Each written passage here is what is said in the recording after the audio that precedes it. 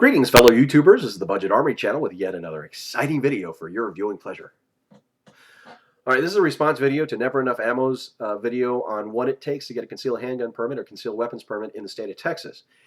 And I live in North Carolina, and we're in the southeast. We're in the buckle of the Bible Belt here, right in at least one of the third rungs, anyway, whatever you want to call it. And you think that, hey, how hard can it be? Go to the sheriff's department or wherever, lay out $5, they'll give you a permit, you're good to go. Because everybody carries a gun, right? Wrong. As far as other states, compared to other states in our area, I think we are one of the more Nazi states concerning concealed handgun permits. First thing you have to do before anything else is you have to take a class. The class consists of range qualification, class, and a test, and it's 8 hours. So it's an 8-hour Saturday for us is what we did. And they recommend that you bring the weapon you plan on carrying to qualify. You don't have to. State of North Carolina doesn't require you. In fact, you can bring a .22 caliber pistol if you want and use that to qualify. But I brought my SIG P229, 40 caliber, because that was my carry pistol, and I wanted to go ahead and qualify with it. So I did. The first thing we did was the range qualification, because the place I did it, and it really, the class costs anywhere from usually about $75 to $100, depending. We paid $100, but it included 5 free range trips, or included 5 range trips with that price. So range trips or range time is like $12-15 a piece, unless you have some sort of membership. So, I thought we got a pretty good deal. So basically, I think the class itself cost less than $50. Our instructor was great. He was a 27-year veteran of the Secret Service, 26 of those years spent as an instructor. So he was very thorough, explained everything extremely well. Just like a teacher. And I was very grateful that we had him. So anyway, the shooting portion is between 3 and 7 yards only on a B-27 regulation silhouette target.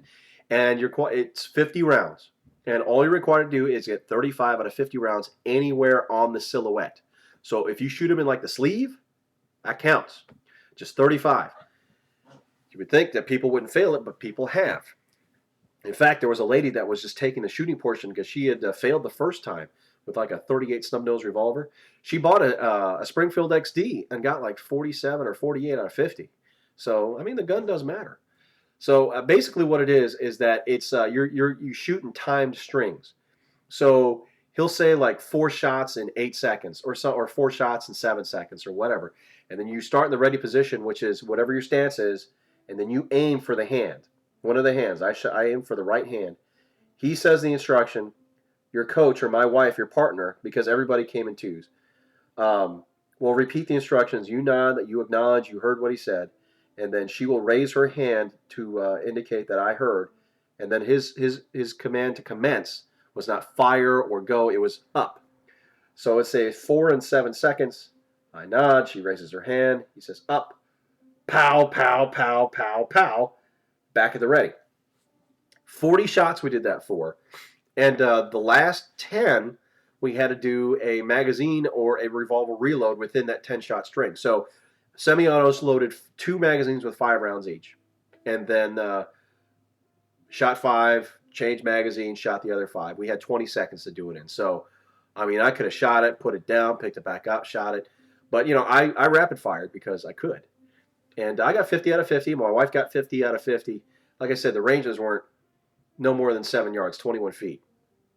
I had a blast. Actually, I grouped really well because I actually happen to shoot this gun extremely well. It fits my hand, everything.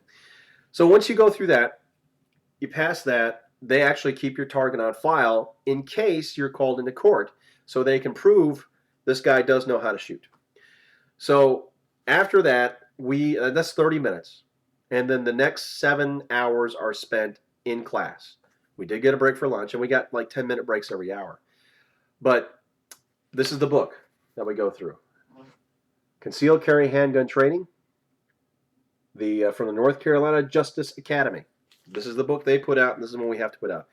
And it's, all the entire class period was spent actually in study and learning and lecture, because you have to keep in mind that North Carolina is a duty to retreat state, which means that if you have any opportunity to retreat from that situation, that is your duty to do so.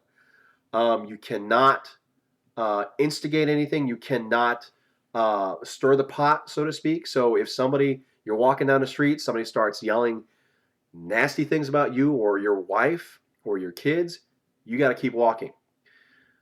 That's right. You can't turn around and challenge the person. You have to keep walking because duty to retreat stay. Also, the laws concerning home defense, man, they're pretty hinky. That's a U.S. Marshals movie word, by the way. Um, I mean, things like you can't use deadly force to retrieve personal property. I know that's probably the case in a lot of states. I know in some states, there's a guy in your house, huh? You can shoot him.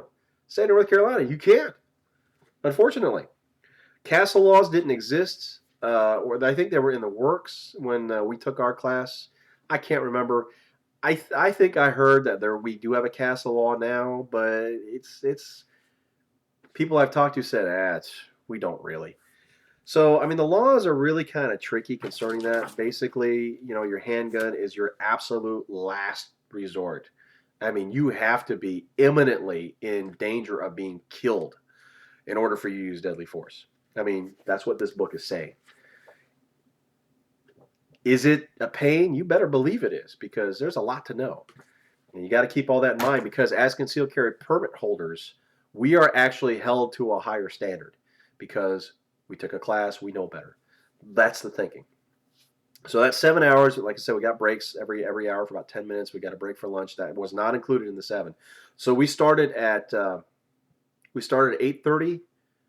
I want to say we're done at close to 6 with lunch and everything else. Once at the end, there's a written test. It's open book. He can't answer the questions for us, but we got to take it. Everybody passed that portion. It's not hard. But then once you pass, you get this handy dandy certificate. All right. That certificate is what you take to your local sheriff's department, whatever county you live in. And even the counties are different. My county, it took 10 weeks because I think that whatever the time limit they have, they take all of it. Other counties, like the county just, maybe the next county over or so, maybe 2 counties over, I heard you get it like within a day. So it just depends on how your sheriff's department operates. It could be like also the size of your county, things of that nature. But the thing about the certificate is once you get it, at least in our county, it doesn't expire. So if for some reason you take the class, you pass, you get the certificate, you can wait 5, 10, 12 years. It's good for as long as you're alive. It never expires. I think in other places, other counties, it may. Then you basically, once you get your certificate, there's about 6, maybe 8 other forms that you have to fill out, including a form that lists every address that you've lived in the past 20 years. I had to go all the way back to like college. And also references you have. I think 3 references is what they asked for, non-relative. I called, hey, can I use your reference? Sure. Can I use your, yeah. These people in my church. So, and then background check, obviously.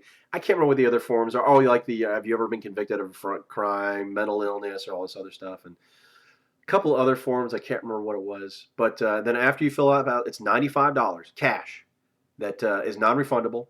If you don't pass for some reason, you don't pass a background check, you lose it. And then you get fingerprinted. You take it to a fingerprint machine, they fingerprint you, and then the guy that did the fingerprint said, all right, you'll get yours in about 10 weeks. I go, really? He goes, yep. I go, okay. And so my wife, I think, took 8 weeks. Women just don't, you don't have to wait as long for them for some reason. But once you get your permit, it's good for 5 years. It's dated from not when you get it, but I think from when you apply. So if it takes 10 weeks, you've already lost 10 weeks right there. And you have to or you have to renew it, I think, at least 90 days before the expiration date. No notices are sent. If it expires, then what you have to do, if you let your permit expire, you actually have to go back, take the classes all over again, pay the same money, and then pay like it's like a new permit. Renewal fee is a little bit less, but not that much less. Of course, address changes have to be done within, I don't know, X number of days also. But once you have your permit, you can carry a handgun. Now, it's not a concealed weapons permit in the state of North Carolina. It is a concealed handgun permit. In other words, it does not allow me to carry a concealed knife, a concealed shotgun, or a concealed baton, or throwing stars, or shurikens, or anything like that. It's only for handguns.